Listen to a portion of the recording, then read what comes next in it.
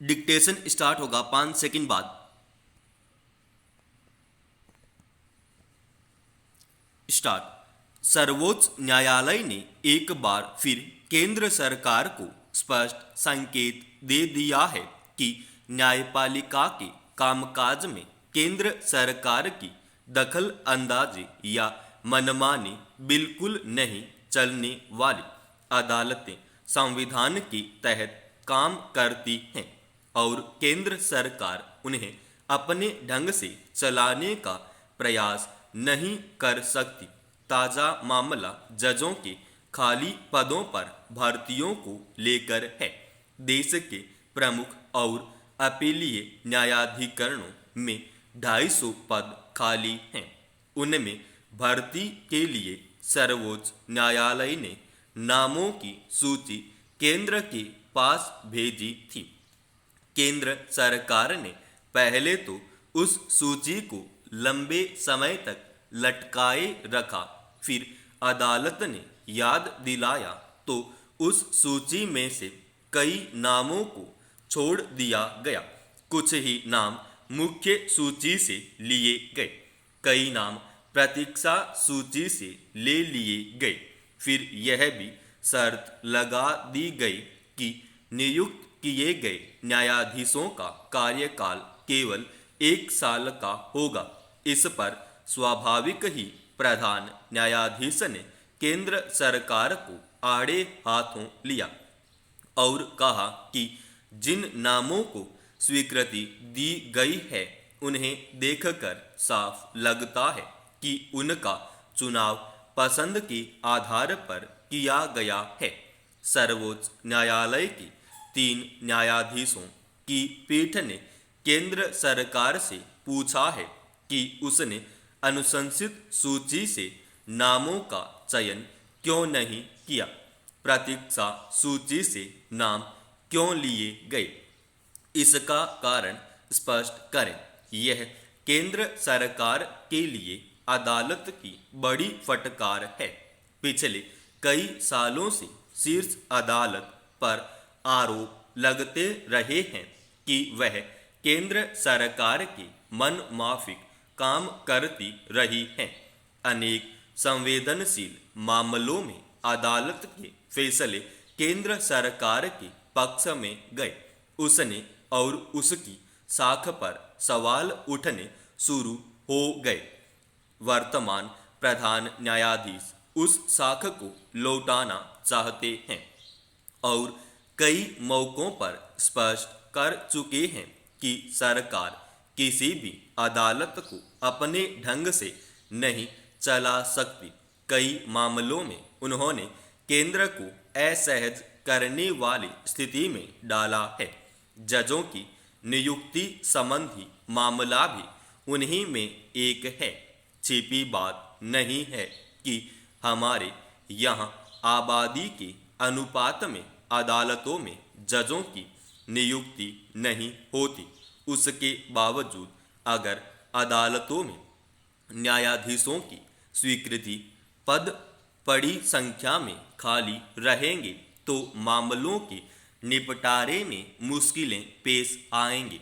पहले ही अदालतों पर मुकदमे का बोझ बहुत अधिक है, इसलिए लंबे समय से मांग की जाती रही है कि अदालतों ने जजों के खाली पदों को शीघ्र भरा जाए। अब जब शीर्ष अदालत ने देश भर में साक्षात्कार वगैरह की प्रक्रिया पूरी करने के बाद योग्य उम्मीदवारों का चयन कर लिया है तो निहित स्वार्थ के चलते केंद्र सरकार के उनकी नियुक्ति लटकाए रखने पर अदालत की तल्खी स्वाभाविक है। उच्च न्यायालयों में खाली पदों पर भर्ती प्रक्रिया को लेकर केंद्र सरकार ने उसी प्रकार अपनी पसंद को ऊपर रखा था। सर्वोच्च न्यायालय द्वारा अनुशंसित नामों को दरकिनार कर प्रतीक्षा सूची से अपनी पसंद के न्यायाधीशों को तरजीह दी थी। इस तरह कई न्यायाधीश कनिष्ठ बना दिए गए थे। केंद्र को यह अधिकार अवश्य है कि वह सर्वोच्च न्यायालय द्वारा अनुशंसित नामों से कुछ नामों को छोड़ सकता है, मगर इसका यह अर्थ कतई नहीं कि वह इस बात का ध्यान रखते हुए न्यायाधीशों का चयन करे कि कौन उसके मन माफिक साबित हो सकता है। इस तरह अदालतों से निष्पक्षता और कानून सम्मत कार्य पद्धति की अपेक्षा धूमिल होती है। सर्वोच्च न्यायालय की केंद्र को फटकार से न्याय व्यवस्था में शुचिता का भरोसा कुछ और बढ़ा है। चिरतीय खुफिया एजेंसियों और दिल्ली पुलिस के स्पेशल सेल ने 6 आतंकियों को गिरफ्तार कर आतंकी साजिश विफल करने का दावा किया है। चिंताजनक तथ्य यह है कि इनमें 2 आतंकियों ने पाकिस्तान में उसी जगह प्रशिक्षण प्राप्त किया था जहां पाकिस्तानी खुफिया एजेंसी ने मुंबई के हमले के लिए अजमल कसाब को तैयार किया था। साफ है कि पाकिस्तान भारत में फिर से आतंकी हमले के लिए जमीन तैयार कर रहा है। अफगानिस्तान में तालिबान की सत्ता में आने के बाद पाकिस्तान के हौसले बुलंद है। वह जम्मू कश्मीर से अनुच्छेद 370 और 35A को खत्म करने से भी बौखलाया हुआ है और मौका मिलते ही भारत में अस्थिरता पैदा करने की फिराक में है। भारतीय खुफिया एजेंसियों को गिरफ्तार आतंकियों से मिली सूचनाएं वाकई गंभीर हैं। यह भी पता चला है कि पाकिस्तानी सेना बांग्लादेश और भारत से भी युवकों की भर्ती कर उनको आतंकी ट्रेनिंग दे रही है। पाकिस्तान का आतंकियों से जुड़ाव छिपा नहीं है। इसके बावजूद अमेरिका ने तालिबान के खिलाफ लड़ाई में पाकिस्तान पर भरोसा किया। इसका हश्र यह हुआ कि अमेरिका को 20 साल बाद तालिबान को ही अफगानिस्तान सौंपकर जाना पड़ा। अब अमेरिका खुद कह रहा है कि तालिबान के साथ पाकिस्तान का जुड़ाव एक चाल है। वह पाकिस्तान के साथ अपने रिश्तों की समीक्षा करेगा। यह वाकई हैरत की बात है कि अमेरिका जैसे देश को पाकिस्तान की चाल को समझने 20 वर्ष लग गए।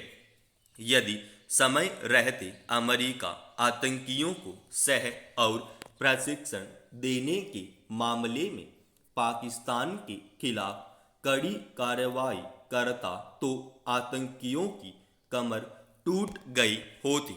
अमेरिका और दूसरे बड़े देशों ने आतंकियों के खिलाफ कार्रवाई में भारत की कभी मदद नहीं की।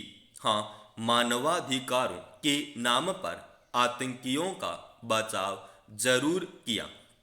इसका खमियाजा पूरे विश्व को भुगतना पड़ा। यह साफ हो गया है कि पाकिस्तान आतंकियों को समर्थन और प्रशिक्षण दे रहा है। अमेरिका तक यह बात मान रहा है कि पाकिस्तान तालिबान और खासकर हक्कानी नेटवर्क को सह दे रहा है, तो विश्व समुदाय को पाकिस्तान पर दबाव बढ़ाना होगा। भारत के विभिन्न हिस्सों में आतंकी वारदातों में पाक प्रशिक्षित आतंकियों के लिप्त होने के मामले लगातार आते रहे हैं।